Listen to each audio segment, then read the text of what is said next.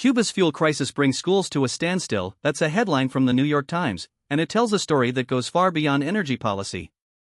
Picture this: a farmer in western Cuba loading his two young kids, 6 and 7 years old, onto a horse named Chocolate, riding a mile to school only to turn around and go home because the teachers never showed up. That's the reality for Axissa and Aaron Alfonso, and their father Sergio puts it plainly: my children rarely go to school. They go, but the teachers don't come. I'm afraid because they aren't learning anything. This is what a fuel crisis looks like when it hits a school system that was already on its knees. A U.S. oil blockade tightened significantly under the Trump administration, including an executive order cutting off international fuel deliveries starting in January, has brought transportation in Cuba largely to a standstill. Fewer buses running means fewer students and teachers making it to class. And when teachers don't come, school doesn't happen. The Cuban government has responded with a series of increasingly drastic measures.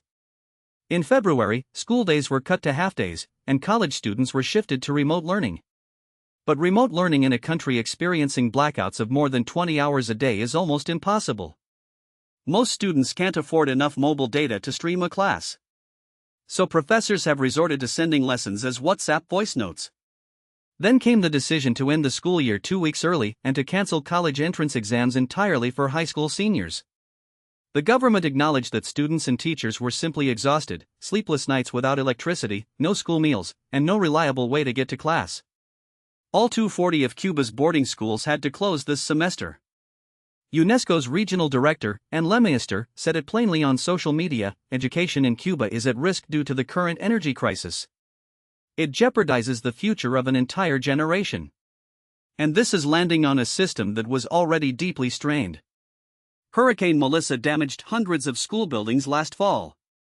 Cuba was already short roughly 26,000 teachers, many of whom had left for better-paying private sector jobs. In the city of Camagüey alone, nearly 1,000 teachers had emigrated in recent years.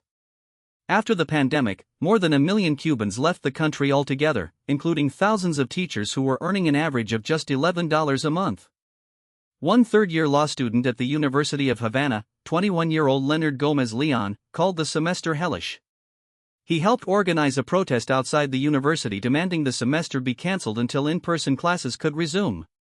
The Vice Minister of Education told those students that the Trump administration was, in his words, massacring an entire society. The Trump administration, for its part, rejects that framing.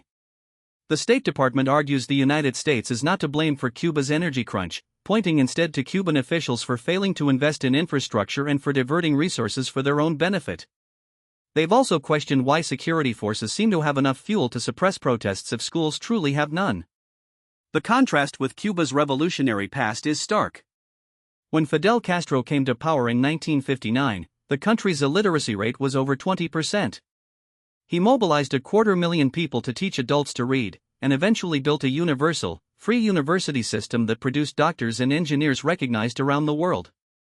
Now, anthropologist Katrin Hansing describes that system as a shell of its former self. 2 young people interviewed for the story capture where things stand.